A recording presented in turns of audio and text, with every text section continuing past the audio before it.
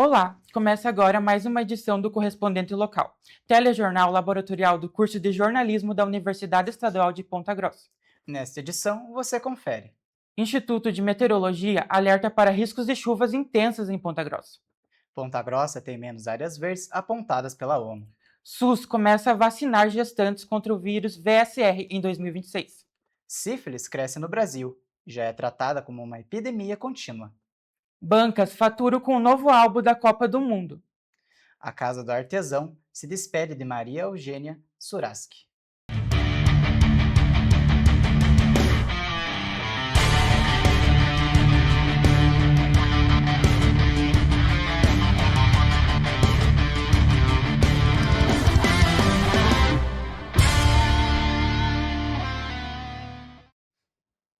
Chuvas intensas atingem a cidade de Ponta Grossa. O Lago de Olaria sofreu com impacto após 2 alertas do Instituto Nacional de Meteorologia. Ponta Grossa recebeu 2 alertas de chuvas intensas nas últimas semanas, emitido pelo Instituto Nacional de Meteorologia. As estimativas são de chuvas entre 30 e 50 milímetros. A previsão também calculou ventos de até 60 km por hora. Mais de 100 cidades do Paraná também foram alertadas. Segundo o Sistema de Tecnologia e Monitoramento Ambiental do Paraná, chuvas fortes e geadas voltaram a partir do dia 22. Uma forte onda de geada e vento atingiu Ponta Grossa no dia 16. Isso causou estragos por toda a cidade. Um dos locais fortemente atingidos pela chuva foram os estabelecimentos do Lago de Olarias.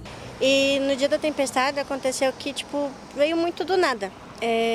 Normalmente, na hora arrastou cadeira e tudo mais. Graças a Deus, aonde a gente estava no momento não afetou em nada, mas sim nos vizinhos, né? Que deve ter um pouquinho mais pra frente afetou.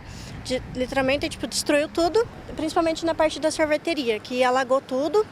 Dentro da cozinha também alagou tudo. Atualmente, o Lago de Olarias passa por obras de desassoreamento, que tem como objetivo limpar e retirar resíduos da água. As obras possibilitam a melhor capacidade hidráulica do lago e evita alagamentos. O lago é conhecido como um dos principais pontos de lazer da cidade, reunindo pontagrossenses diariamente. Conforme também vocês estão vendo ali, né? O pessoal não vem mais fazer piquenique, né? Vem mais passeio em família, porque o que era a visão deles era o que tinha ali no meio, né? E com isso daí também agravou bastante assim nessa parte do lago. E a questão dos clientes pra gente, né? Porque diminui. Ponta Grossa segue em observações de chuvas fortes e geadas. É importante ficar atento aos alertas da Defesa Civil Estadual. Acesse o site www.cimepar.br para acompanhar a previsão do tempo e atualizações. Ponta Grossa está abaixo do índice de arborização recomendado pela ONU, aponta o censo de 2022 do IBGE. Em junho, o debate sobre preservação do meio ambiente ganha destaque com o Mês Verde. Em Ponta Grossa, o tema chama atenção após dados do censo 2022 divulgados pelo IBGE. Os dados apontam que a cidade está abaixo dos índices de arborização recomendados pela ONU. A ONU recomenda que as cidades tenham, no mínimo, 12 metros quadrados de áreas verdes por habitante. Mas em Ponta Grossa, a média é de 7 por pessoa. Ambientalista e professor do Colégio Meneleu Almeida Torres, João Paulo Camargo, defende que a arborização urbana precisa ser tratada como prioridade, principalmente diante das mudanças climáticas. Ele também relembra que, no passado, a cidade possuía mais árvores em diferentes bairros. A arborização urbana nunca foi feita a partir de um planejamento baseado nos conceitos de sustentabilidade. E Ponta Grossa seguiu um modelo tradicional. Há fotos, né, antigas, tanto da Baldino Taques quanto da Vicente Machado, no início do século passado, que tinha árvores, né, no canteiro central da Avenida Vicente Machado havia árvores e pelas fotos você identifica que são árvores, pelo menos característica para a área urbana, que são árvores de pequeno porte. Então, para uma área, né, central e uma via pública, claro que na época, né, o movimento era bem diferente, mas Ponta Grossa já foi uma cidade urbanizada, como a gente pode atestar pelas fotos antigas. Segundo o professor, o debate também pode incentivar novos projetos dentro das escolas, com participação dos alunos. Um dos exemplos é o projeto Meneleco, desenvolvido por estudantes do Meneleu, com apoio de ex-egressos e do docente. Johnny Jonathan, diretor do Departamento de Praças e Parques, comenta sobre as dificuldades da prefeitura para manter os espaços. Pergunto, mas você fez um 56 para mim ver que está estragado? A cidade é grande, eu não consigo estar em todos os lugares, né? Então a população tem que ajudar. Ó, deu um problema lá numa gangorra, quebrou a ripa da gangorra lá, né? A tapa da gangorra, tudo. Liga no 56, chega pra gente, a gente já coloca no cronograma, já vai lá arrumar, você entendeu? Só que daí as pessoas não ligam no 56, não abrem o protocolo, então a gente às vezes não sabe. A Prefeitura e a Secretaria do Meio Ambiente também discutem a criação de jardins botânicos, preservação de espaços verdes e revitalizações de parques e praças da cidade. A vacina contra o vírus VSR começa a ser aplicada em gestantes no SUS em 2026. A estratégia tem como objetivo reduzir casos de bronquiolite nos bebês. A vacinação de gestantes contra o vírus sincical respiratório começou a ser incorporada ao SUS em 2025 e já aparece como uma das principais estratégias para reduzir os casos de bronquiolite em bebês. A vacina é indicada para grávidas a partir da 28ª semana de gestação, permitindo que os anticorpos sejam transferidos para o bebê ainda na gravidez. A campanha ganhou força em 2026, especialmente no Paraná, durante o período de aumento das doenças respiratórias. O VSR é responsável por cerca de 75% dos casos de bronquiolite em recém-nascidos. Antes, a prevenção era focada apenas no bebê após o nascimento. A vacina estava disponível quase somente na rede privada. Agora, com a inclusão no SUS, a estratégia mudou. Vacinar a mãe para proteger o recém-nascido nos primeiros meses de vida. O número de casos de sífilis aumentam no primeiro semestre de 2025. A sífilis é uma infecção sexualmente transmissível, que é curável e exclusiva do ser humano, causada pela bactéria Treponema pallidum. Ela pode ser transmitida por uma relação sexual sem camisinha com uma pessoa infectada, ou para a criança durante a gestação ou parto. A infecção ela segue crescendo no Brasil. O que agrava é o fato dela ainda ser subestimada por grande parte da população. A sífilis continua aumentando no Brasil. Mais de 810 mil casos de sífilis em gestantes foram registrados entre janeiro e junho de 2025. No ano de 2024, houve um aumento da infecção, quando passa para o feto. Portanto, os especialistas classificam a doença como uma epidemia persistente.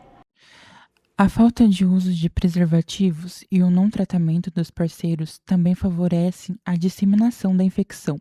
Quando não tratada adequadamente, a sífilis pode evoluir para quadros graves, comprometendo o sistema nervoso, o coração e outros órgãos. Apesar disso, especialistas reforçam que o diagnóstico é simples e o tratamento é eficaz, além de estar disponível pelo SUS. Apesar de dificuldades de espaço e patrocínio, donos de bares se preparam para a Copa e miram lucrar com a chegada das grandes torcidas. Verde e amarelo começam a tomar conta dos bares, restaurantes e comércios de Ponta Grossa. No dia 18 de maio, a convocação da seleção brasileira para a Copa do Mundo de 2026 foi confirmada pelo técnico Carlo Ancelotti. Para os comerciantes, a Copa do Mundo é uma grande oportunidade de negócio. O índice Cielo do varejo ampliado aponta que em 2022, os Jogos do Brasil chegaram a aumentar 67% as vendas em bares. A gente sabe que é um negócio muito característico nessa época de Copa, todo mundo se pintar, se vestir do amarelo e verde, porque não as bebidas também terem a ver com isso, né? Em Ponta Grossa, os comerciantes e donos de bares já se preparam para receber os torcedores durante o período da Copa. Segundo a Associação de Bares e Restaurantes, na primeira semana de jogos em 2022, o setor alimentício aumentou suas vendas em 30%. Há uma projeção para que isso aconteça também neste ano, já que bares e restaurantes são os lugares onde os brasileiros costumam se encontrar para assistir os jogos da Copa. Eu tô ansioso, né? Faz um mês só que eu inaugurei, então eu tô pegando a manha ainda. Aprendi bastante coisa nesse pouco tempo, mas a Copa vai ser um desafio, né? A gente vai ficar na mão, na verdade, das empresas que vão fornecer internet e energia pra gente. Basicamente, isso foge da nossa alçada. De resto, atendimento, cerveja gelada, é comida boa, música ao vivo, aí eu me garanto, uma deixa à parte. De acordo com a Associação Brasileira de Bares e Restaurantes, este ano começou com a queda de funcionários e pressão sobre os custos. Apesar disso, 69% dos estabelecimentos esperavam faturar mais no primeiro trimestre de 2026 do que no mesmo período em 2025, segundo a Abrazel. Essa expectativa muito alta de atingir realmente a lotação máxima, atender o máximo de público possível nos dias, inclusive faltar espaço, provavelmente espaço físico. Se nos bares a torcida se reúne para ver os jogos, nas bancas o ritual começa antes mesmo da bola rolar. Completar um álbum da Copa é uma tradição que atravessa gerações. Pais que vinham, hoje vêm filhos e muitos estão vindo os filhos dos filhos. Está vindo praticamente 3 gerações que passou fazendo álbum com a gente.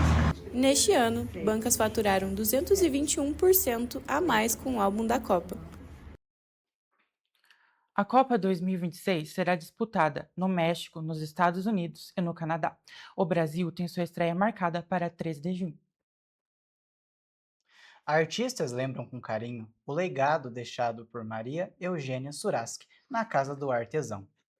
Aos sons das mãos que moldam a cultura pontagrossense, a Casa do Artesão resiste há 36 anos no coração da cidade. Fundada em 29 de setembro de 1989, na Praça Barão do Rio Branco, o tradicional local se tornou mais do que um espaço de vendas.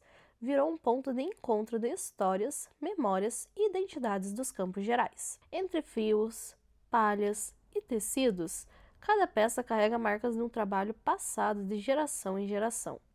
Um patrimônio construído diariamente por artesãos que transformam a arte manual em sustento, expressão e pertencimento cultural.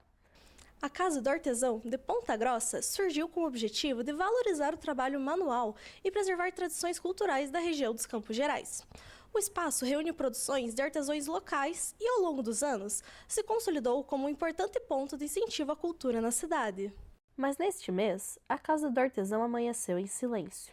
A morte de Maria Eugênia Suraski, uma das fundadoras do espaço, causou comoção entre artistas, artesãos e representantes da cultura local. Reconhecida como uma das figuras mais importantes do artesanato pontagrossense, Maria Eugênia dedicou a vida à valorização da cultura popular e ao fortalecimento dos artistas da região. Seu trabalho ajudou a consolidar a Casa do Artesão como referência cultural em Ponta Grossa. Também foi uma das integrantes do grupo Palha de Ponta, movimento fundamental para o reconhecimento do artesanato em palha de milho como patrimônio cultural da cidade. Foi uma das artesãs mais antigas que nós temos aqui, que foi embora infelizmente, mas deixou um legado muito forte para nós, uma aprendizagem que cada um aprende dia a dia, sabe? Uma mulher, uma grande mulher, uma professora excelente que foi.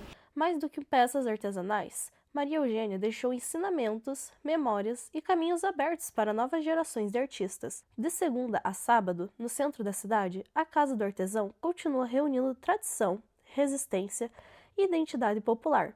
Um espaço onde a cultura dos Campos Gerais segue viva, feita à mão. Essa foi mais uma edição do Correspondente Local. Confira nossas redes sociais e nos acompanhe no site do periódico. Até a próxima!